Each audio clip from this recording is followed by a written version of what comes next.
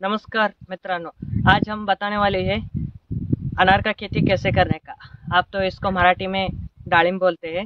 ये डाळिंबी का खेती कैसे करने का, इसका ज़मीन कैसा चाहिए, क्या-क्या ज़रूरत रहता है, इसका प्लांटेशन कैसे करने का, कैसे अंतर रखने का, इसका बारे में हम आज बताने वाले हैं। अभी इस साल और पिछले साल से द्राक्षी का रेट बहुत कम ही हो गया, इसलिए बहुत लोग अभी पोमोग्रेनेट का तो और दालिम्बे अनार का खेती ज़्यादा कर रहा है।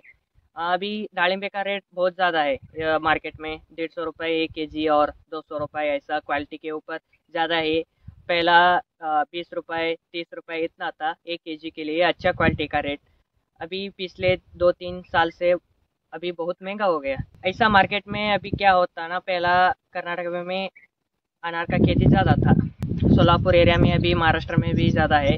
अभी तो क्या हो गया ना, कर्नाटक में ज़्यादा विल्ट अटैक और कोड कीट का प्रादुर्भाव ज़्यादा हो गया, और बैक्टीरियल ब्लाइट, आप तो तेलिया रोग बोलते हैं इसका बारे में। इसलिए बहुत फार्मर को क्या कंट्रोल ही नहीं हो रहे, तेलिया रोग और कोड कीट का, विल्ट अटैक का भी ज़्यादा प्रादुर्भाव ज़्यादा हो गए।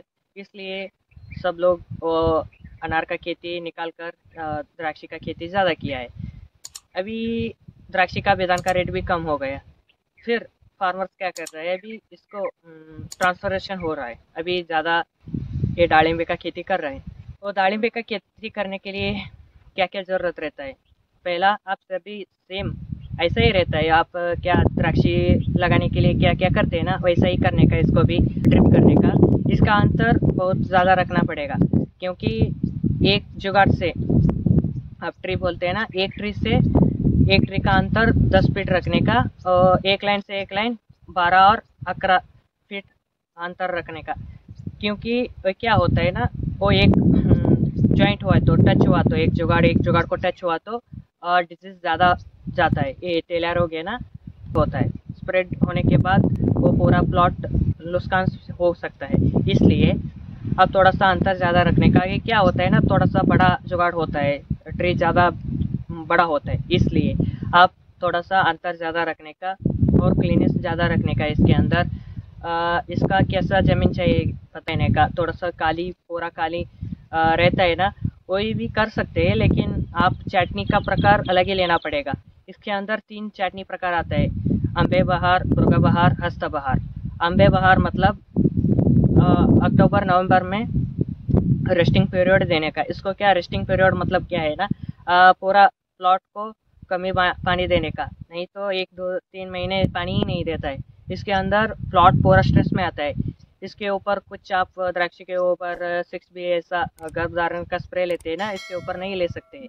इसलिए ऑटोमेटिकली होना पड़ेगा इसके अंदर।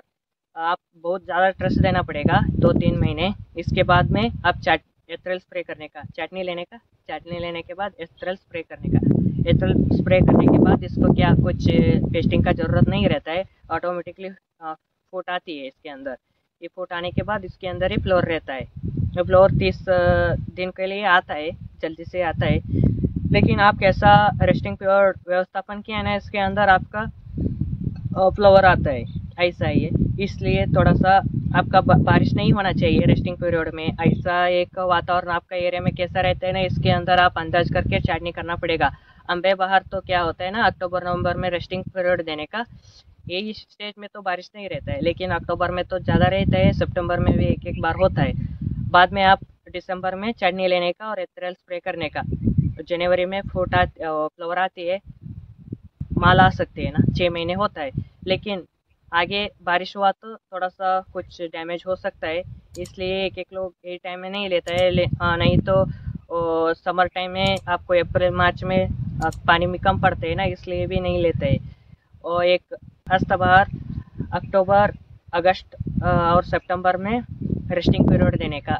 यही टाइम में तो नहीं दे सकते, क्योंकि बारिश ज़्यादा आ रहते हैं यही टाइम में, अगस्त सितंबर में, इसलिए नहीं होता है। एक एक लोग यही ज़्यादा यूज़ करते हैं अगस्त सितंबर में। अक्टूबर नवंबर में इत्र स्प्रे करने का, बाद में ये अप्रैल मई में माल आती। ये तो कुछ प्रॉब्लम ही नहीं रहता है आपको। ये हस्तबहार क्यों लेने का पता है क्या, आपका प्लॉट में ज़्यादा तेलिया रोग रहे तो हस्तबहार ही चूज़ करना पड़ेगा। आप तो कुछ प्रॉब्लम नहीं हुआ तो भी आप ये टाइम में ही ज़्यादा चटनी लेना पड़ेगा। एक एक किलो बुर्गा बहार, हस्ता बहार, हम तो अम्बे बहार के बारे में बात किया है। ये अभी बुर्गा बहार क्या है ना, मार्च अप्रैल में रेस्टिंग पीरियड देने का, बाद में जून जुलाई में यत्र स्प्रे करने का, ऐसा ही। बाद में इसके अंदर फ्लावर आते हैं। इतना 3 प्रकार का चटनी है। आपका वातावरण कैसा रहता है ना, ऐसा देखकर आप यत्र स्प्रे और चटनी कर सकते हैं। इधर आप प्लांटेशन करते हैं ना, बाद में इतना फूट आते ऐसा, ये फूट है ना, ये फूट निकालने का। आपको कौन सा अच्छा रहता है ना, वही रखने का। 3-4 एक जुगाड़ में रखा तो चलता है। इतना ये निकालने का, ये भी निकालने या तो चलता है, ये भी निकालने का, फिर वो भी सेम। आप ग्राफ्टिंग करते हैं ना द्राक्षी में, ऐसा ही रहता है सेम। ग्राफ्टिंग करने के बाद आपको 3-4 फूट आते हैं इसके अंदर। आने के बाद आप क्या करते हैं, थोड़ा सा अच्छा रहता तो 2 रखते हैं, बाकी का निकालते हैं ना, ऐसा ही। इतने इसके अंदर 3 और 4 रखने का ज़्यादा से डेवलपमेंट होता है। अभी इसके अंदर आप प्लांटेशन करने के बाद क्लोरो और इमिडा का ड्रिंचिंग करने का, इसके वजह से आपका कोड़ कीड़ का प्रादुर्भाव भी नहीं आते, विल्ट अटैक का प्रादुर्भाव भी ज़्यादा है। इसलिए ड्रिप से आप 1-2 लीटर क्लियर करो देने का। इसका अंदर कच भी बहुत कम आते हैं। एक वीक को 1-2 स्प्रे रहता है, और द्राक्षी की तरह पर डेली स्प्रे नहीं रहता है। आप थोड़ा सा अच्छे से डेवलपमेंट किया तो, अच्छे सा व्यवस्थापन किया तो भी आपको बहुत रेट मिल सकते हैं। आपको अभी इसका प्लांटेशन करने के लिए बहुत वेराइटीज़ है। हमारा तो अभी ये वेराइटी भगवा बोलते हैं आप, हम तो इधर कर्नाटक में केसर ज़्यादा बोलते हैं इसको। जिन टिश्यू कल्चर का वही भी प्लांटेशन कर सकते हैं। इतना अच्छा व्यवस्थापन किया तो आप 6 महीने में फ्रूट ले सकते हैं। इतना ही। आपको वीडियो अच्छी लगी तो लाइक करो, शेयर करो, कमेंट करो। ग्रेप मंस्टर यूट्यूब चैनल को सब्सक्राइब भी करो। फिर मिलेंगे, धन्यवाद।